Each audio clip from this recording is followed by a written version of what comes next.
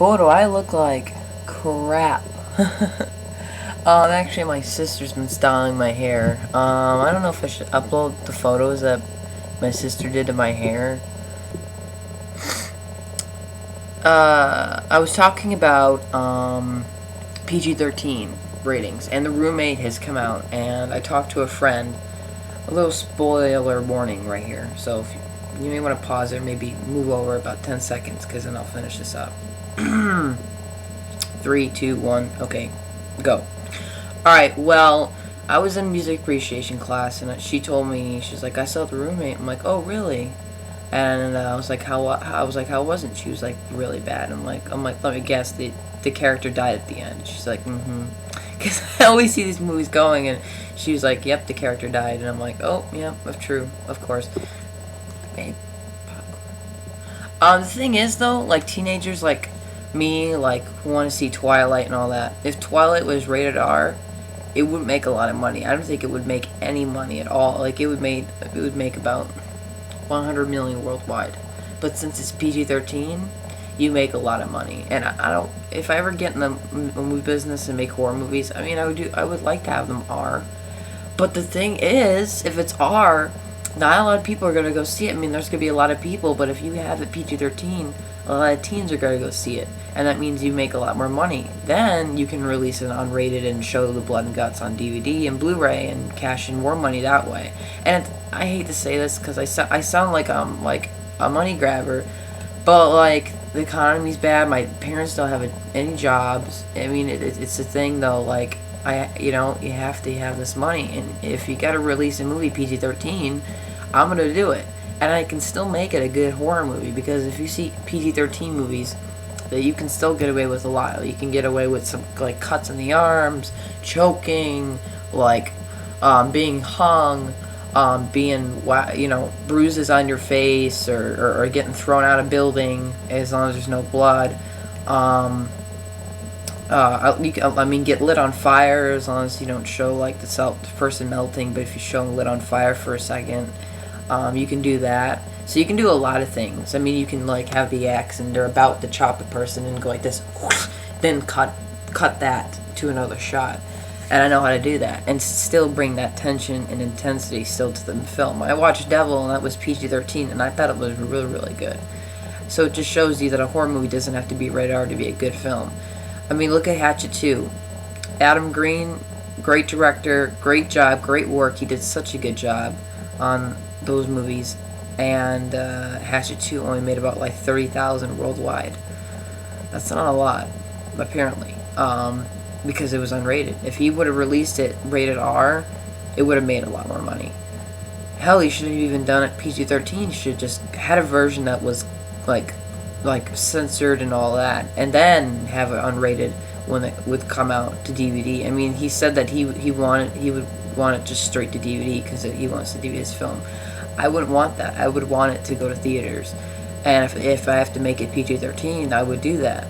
And I just have so much in my mind. Like, I was just talking to my friends about this, and they're like, well, yeah, I want to see a horror movie, but it's rated R. My parents won't let me go see it. And I'm like, oh, well, rated R, my parents won't let me see it. And you know that feeling where you have to go see a horror movie with your parents, where you have to get those stupid stamps, like get your parents' permission? Like, why go through all of that when you can just see it and still have that experience in PG-13, but still have that tension and intensity, which I could still bring? Like I said on my channel, horror and suspense movies. So I don't just make horror, I make suspense too, because suspense to me is a lot more important than horror, because suspense brings so much more tension and emotion than horror does. And if you have mixed them both, then you're going to have a really good film, like Halloween, Friday the 13th, Scream. Like, Scream had suspense in it too. If you have When a Stranger Calls is one of the best suspense thrillers of all time. Like, the original, and the remake was really good too. I really enjoyed. I mean, I was really scared, and that was PG-13. So it just shows you that you don't have to have a rated R movie to be scared. And When a Stranger Calls made a lot of money too. So if you have a title like I would make, like, called Gesture, and you see like the costume, that like the skeleton face with like the weapon, and you see that like little fear, and it's called Jester, and people will be like, oh, that looks good, and it says rated PG-13, and you're like, oh, and I can go see that. So it would be really satisfying for them. I'm just saying that, like, or The Kidnapper, I would do a censored version and then uncensor it on DVD and just show the blood and guts and everything like that, because you can do that. I mean, you can do it in certain ways without making it at least not as stupid, and still make it a lot of attention and emotion, like Twilight Breaking Dawn. Stephanie Meyer, which I give her respect. I mean, she came up with Twilight. She's the mastermind. She talked to Bill Condon, the director. She said, well, if you don't make this PG-13, then I'm going to sue you. And apparently for like her religion thing, she's not allowed to see PG-13 movies, so apparently it's not allowed. So he has to cut it down.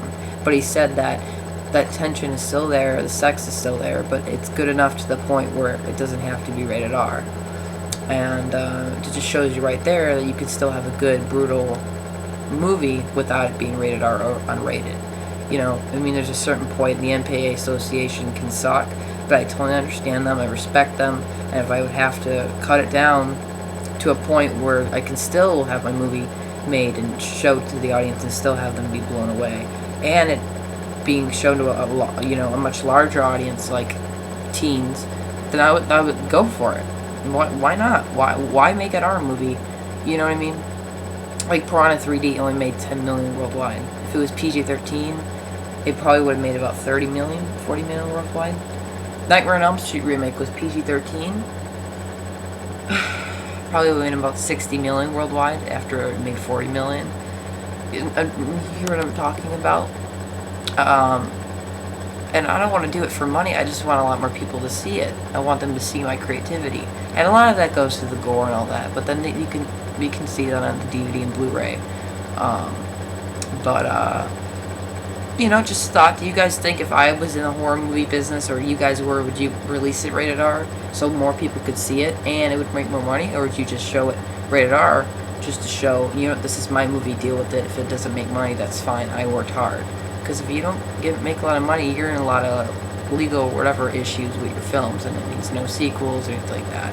And the economy's bad, and it probably will get worse, or maybe, I don't know, better as it goes on. But, just a thought. But you guys let me know.